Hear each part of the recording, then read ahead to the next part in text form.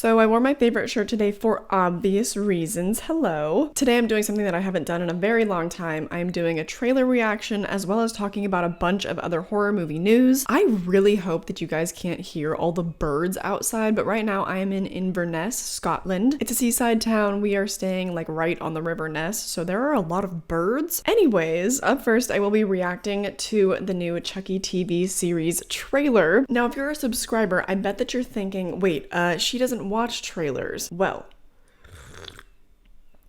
just, shut up. And if you're new here and you're confused, I typically don't watch trailers because I just feel like they give way too much away. I prefer to go into movies like very blind. I love to be surprised by literally everything that happens. I just really hate how spoilery so many trailers have been over the past, forever. I've just had so many movies completely ruined for me by the trailer. But this is different because I just literally can't help myself. If I hear news about this online or something that gets spoiled for me and I didn't spoil it myself by watching the trailer for myself, I would be pissed. The Child's Play franchise, it is one of my favorite franchises of all time, if not my favorite, so I made the executive decision to react to the trailer on my channel for you guys. Also because it's a trailer for a TV show, and I'm guessing there will probably be about at least 10 hours of content, right? How much can you really spoil of a TV show? Also, I trust Don Mancini. I trust him. I also trust the cast, and I follow literally all of them on social media. A lot of my subscribers know that Devon Sawa is like my #1 celeb crush. Ugh. And none of them have really posted any spoilers. Everything that they have posted has been very teasery, just images here and there, and it's just all in good fun and nobody's trying to spoil anything. So I trust that the trailer will not spoil too much. Oh, also, Mason gave me this flower yesterday. We were having a picnic and watching the sunset, and he told me that I looked pretty. So I'm wearing it in my hair today. Let's just do this. Let's just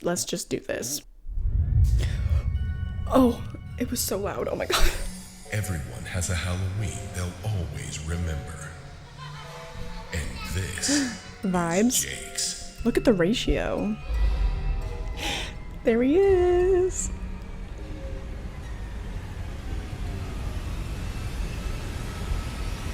Jake, you into vintage? No, I'm into retro. Oh, what's the difference? What's the... About $10. I was just gonna say. Look at how this that. is shot. It's Someone so took the butcher colorful. The laugh, it's everything. Oh my god. Hi, I'm Chucky. Wanna play? Yes.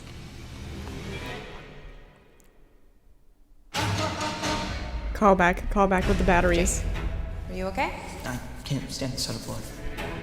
Pussy. Oh, no, Jake, that isn't quite right. What happened to you, Jake? You used to have friends. Is that Devin? Is he playing the dad? Boy toy.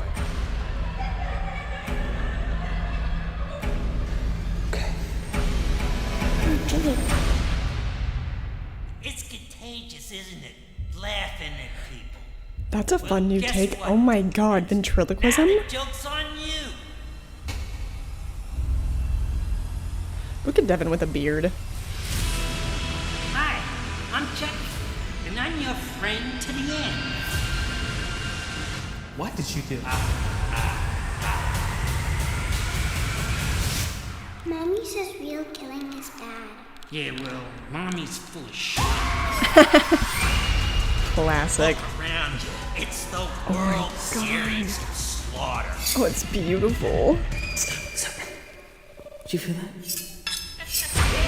Everywhere Jay Wheeler goes, death seems to follow. This creepy doll just creeps me the hell out. It's kill or be killed. Everybody's gotta choose. Oh my god. And it's like a teen horror. You wouldn't Oh. believe me if I told you. Chucky. He's gone. Dude, you have a serious doll problem. If you only knew.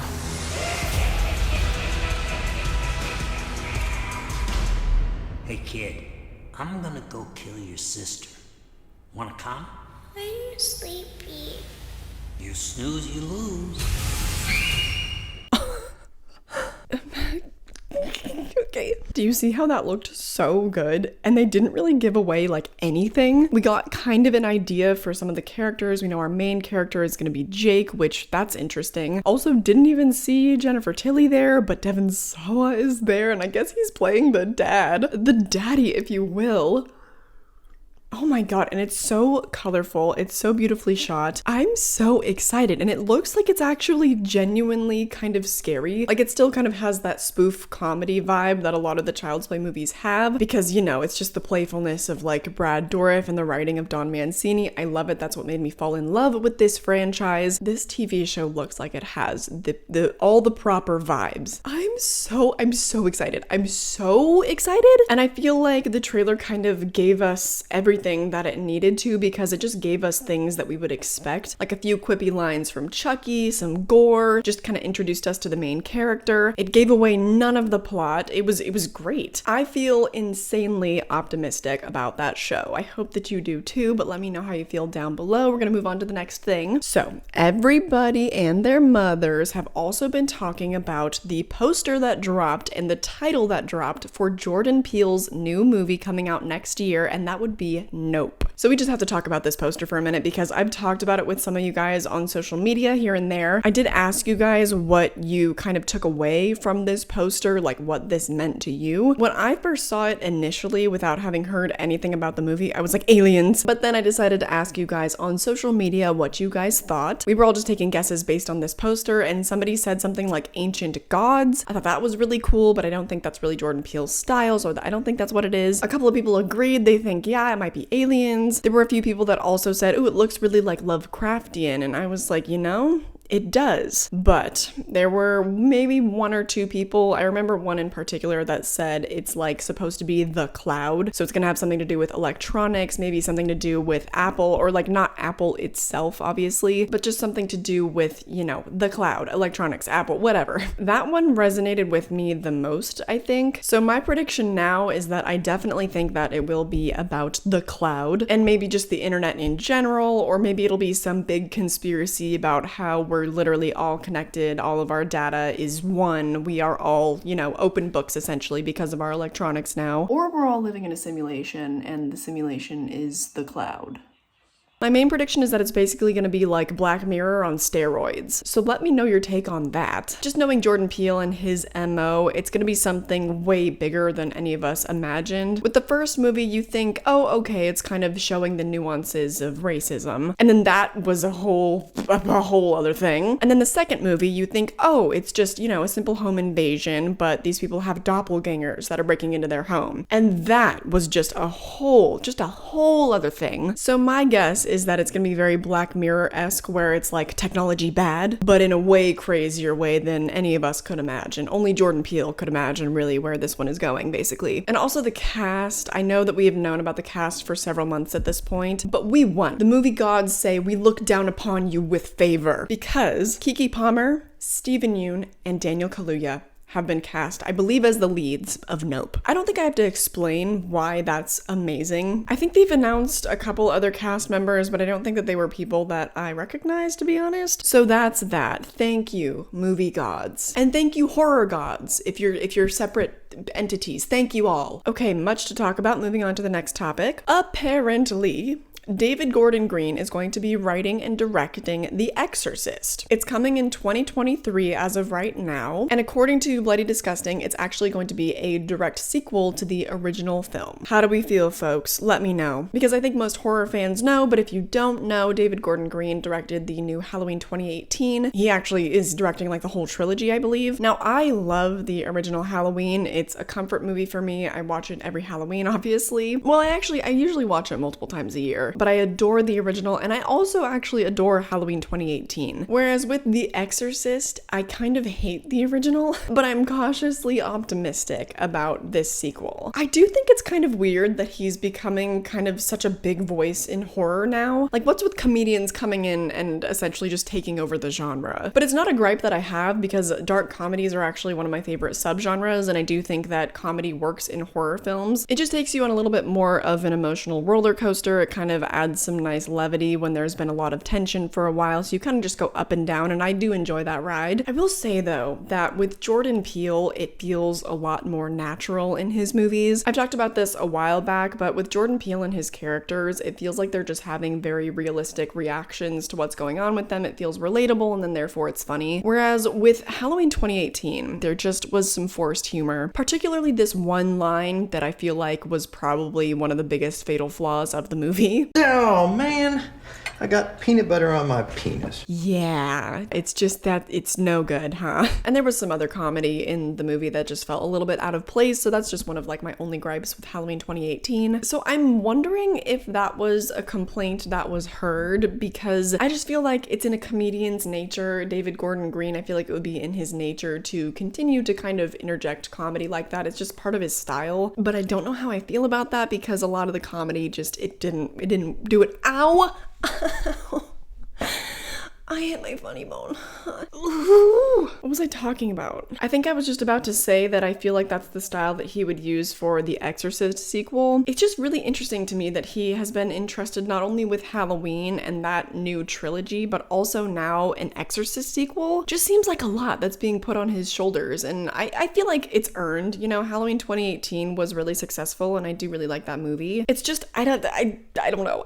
Let me know how you feel down below. Wait, before I move on, I will say I do think that I will enjoy his sequel more than the original, but that's because I don't think that would be hard to do. I swear I'm not a contrarian. Like, I would rather that I enjoyed The Exorcist, but it's a movie that I really don't like. So I'm cautiously optimistic for this Exorcist sequel. I don't know if I'm really gonna care about it when I see it, but I am gonna go see it when it comes out. But that's 2 years away. So moving on, and this is some exciting news for me because it has to do with Fear Street, and on that note, yes, my review of Fear Street will be coming. I'm doing a full review and breakdown of the entire trilogy. It's just a very daunting video, and I thought that I would film this one first just because I'm kind of putting that one off, to be honest. It's gonna be a beast of a video. I don't know how long it's gonna be, but doing the plot breakdowns, they just take a long time to write, to film, and to edit. So I just will have a lot of work ahead of me, and that would take way too long. I wanted to make sure that I could get a video out before then. I'm still trying to post once a week despite being on a whole other continent, but it's been really fun. It's been really fun to be able to work on the road. Like, my last video was in a whole other country. How crazy is that? Anyways, sorry. So this news has to do with the Fear Street trilogy. I believe her name is pronounced Lee Janek, or Janek maybe, but she was the director of the Fear Street trilogy. She actually only had directed one movie previous to that. So weird to me that she was given the reins, but good for her.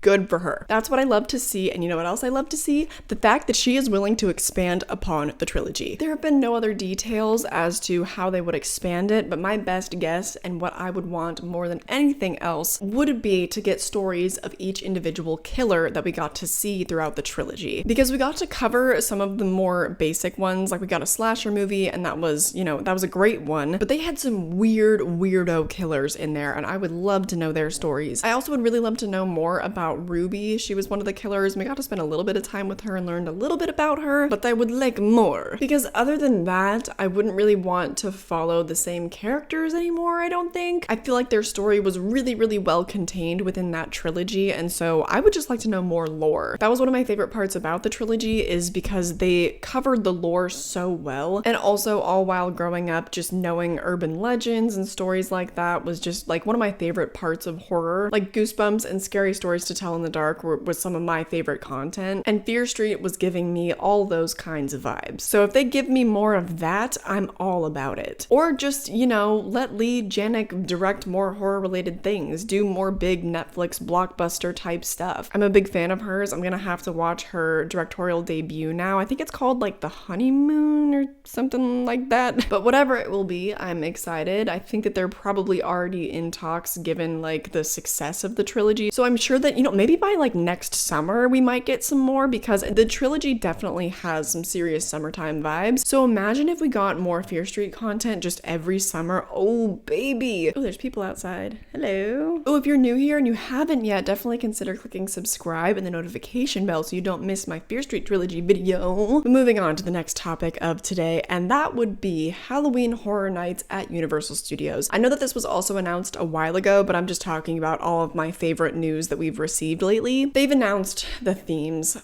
of this Horror Nights, and it's one of the best ones that I think I've ever seen. I think in 2019 they did Us, and that looked phenomenal, but this year I think it might be even better. They have announced that the themes are as follows: The Exorcist and The Bride of Frankenstein Lives. Those are the ones I'm least excited about, but they still sound cool. Then we also have The Haunting of Hill House. And finally, the last theme is the Texas Chainsaw Massacre. I have to go. I've lived in LA for almost my entire life, save for 6 years when I lived in Northern California. And this might be the first year ever that I go to Halloween Horror Nights. I've never been before. And I've already asked some of my friends if they want to go with me. I asked them this morning, but I'm 8 hours ahead of them, so hopefully they wake up and say yes. But if they don't, who's in LA? Who wants to go to Horror Nights with me? That'd be kind of a fun place for a meetup, huh? I don't know what it is though about haunted houses and real locations, but I've just never handled that very well. I like to enjoy horror from the comfort of, my bedroom. I like to watch it from bed and confront my fears from a very, very far, safe distance. When it's in person, I just have trouble separating reality from, oh yeah, these are just actors and they're not actually allowed to touch me. It just doesn't quite click. Like, it's just something that, it's hard for me to separate in my brain. But that's the whole point, is getting scared. And after becoming so desensitized to a lot of horror, I think this might be the next step. I just want to feel something again, No, it's not like that. We're gonna move on now to the next topic, which is more of a brief one, and that is the fact that Ghostbusters Afterlife is indeed going to be released this year in November, which, to be honest, is a movie that I had completely forgotten about. But the reason why I wanted to talk about that today is apparently there is a new trailer coming out today. Well, the day that I'm filming this, not the day that this goes up, which will hopefully be tomorrow, which is your today. Sorry, oh my god, that's not relevant. But I'm just curious to know where the horror community is at with that, and also, is Ghostbusters horror? Because I would consider the original to be a dark comedy. There were parts of it that did scare me as a kid, but I do really like the original movie, and even the remake with Kristen Wiig and Melissa McCarthy, that one's kind of like a guilty pleasure watch sometimes. But I thought that I would revisit the trailer that they dropped a year ago, because I did watch part of it when it came out last year. So I'm gonna react to that one and see if it gets me excited for it again, see if it gets me to care. I don't know, because I just don't remember anything about it. And at this point, frankly, I'm just not really excited about it anymore. So who knows? Let's see. You know what? I think I'm excited. Now I remember why I was excited about it last year, and I like the cast, and it looks like it's actually a decent sequel. Like it looks like a good continuation, like a good 30 years later of the original story. Mostly because I usually can't find a fault with anything that Paul Rudd does. Paul Rudd? Oh. Paul Rudd is just the man, and I was a fan of Finn Wolfhard. I will say, though, that it feels like they're trying to capitalize off of the 80s and off of Stranger Things in particular, especially with Finn Wolfhard. And, it's a beloved 80s franchise and everything, and it's just, it's set in present day, which that's great, but I very much wish that we would kind of get over the nostalgia of some of these classic films. I think there are only 2 movies that we are going to talk about today that aren't based on some sort of existing property. One of them being Nope, and the other one being the Fear Street trilogy, which was, that was based on books, and it's trying to play on nostalgia from the 90s and 70s. So, just not a lot of original content going on, and I also feel like Stranger Things, the buzz for that has probably died down at this point. It just always happens because they wait so long between seasons, and honestly, the first 2 seasons were so well contained until literally the end credit scene of season 2, like the very last scene of the season. It was a full, complete story, and then they kept going, and it started to get even more and more campy 80s and in-your-face 80s to the point where it's not really realistic. Still a lot of fun though, but if you compare that to the original season, which was just so dark and monochromatic and moody, I just feel like it's kind of gone off the rails a little bit. Although they did cast Robert Englund in season 4, which I am incredibly excited about. Although I still don't think we even have a release date for the new season. Are they even filming that yet? What's going on? I literally talked about that in my last horror news video, and that was months ago. I'm getting very off track. It's time to move on to the next topic. Oh, and this is the last topic of the day, but there is going to be a The Meg 2. And it's so funny that I literally came across this news this morning when Mason and I watched The Meg last night. This was my 3rd rewatch, I think. But I love The Meg. It gives me everything that it needs needs to. It's a dumb shark movie, a dumb action movie too. It's kind of just like a wonderful melding of the two things. It also has Jason Statham. Oh my god. Any action comedy movie that man does, he gives me everything that he needs to. But not only that, not only are we getting a The Meg 2, but it's being directed by Ben Wheatley, who, if you don't know, he released a movie called In the Earth earlier this year, and it was one of the most psychedelic horror movies I've ever seen in my entire life. And it also happened to make my top 10 forest horror movies of all time because I loved it that much. That being said though, it's not for the faint of heart. It's not for the non-trippy souls, let's say. It's very, very weird, and I've said before that I think about 1 in 15 people would truly love the movie as I did. So if you want to watch that one, you know, don't go into it expecting to like it, honestly, because I don't think that most people will. So that's just really strange to me because Ben Wheatley going from In the Earth, which was a very, very small indie project, insanely psychedelic, very, very niche, going to The Meg 2, where the first Meg made a lot of money, okay? It was a very, very commercial, just dumb, fun action movie. So to go from In the Earth to The Meg 2, I don't know if he has any projects in between or anything, but according to an interview where he was quoted on MovieWeb, he wants to do the original justice and he has a vision for it, for an insanely large-scale shark movie. And he also says that he wants to do it justice. He's already been drawing out storyboards, so he's excited for it. He has a vision for it, and that makes me excited for it because I don't really know that The Meg needed a sequel, but given the success of it, you know, it was obvious they were gonna make a sequel. And if they're gonna put that in the hands of anyone, I would want them to put it in the hands of somebody that has a vision and somebody that actually cares about it and doesn't just care about making money. Because of course we had the whole Jaws franchise that just mess, and I could easily see that happening for The Meg, especially given that the first one wasn't exactly like an amazing, profound movie in any sense of the word. It was just dumb and fun, and that was all it needed to be. So for a sequel, does it get even bigger and even dumber? Only time will tell, but I would really love to know all of your thoughts on this, so let me know what you think down below. That was it for all the movie news that I wanted to cover today. In a world of bad news, I just wanted to talk about a lot of the things that made me happy recently. But in other news, today I'm gonna go see M. Night Shyamalan's Old, which kind of seems to have a mixed reception. I've seen a couple people say that they liked it. One person said that they loved it, but for the most part, it seems like it's getting a rather lukewarm reception. I will hopefully be dedicating an entire review to Old, but it just kind of depends on my trip, how things go, how much time I have, you know. So if my reviews and stuff are coming out a little bit later, I apologize, but such is life. I hope that you guys are still interested and stick around for when my Fear Street trilogy review comes out, as well as my Old review. But enjoy this good news in the meantime, or maybe it's not good news, I don't know. Let me know how you feel about everything down below. My vlog channel where I'm documenting my adventures and my social media and my Patreon and everything like that will be linked down below as well. I hope that you enjoyed this video, and I hope to catch you in the next one. Bye!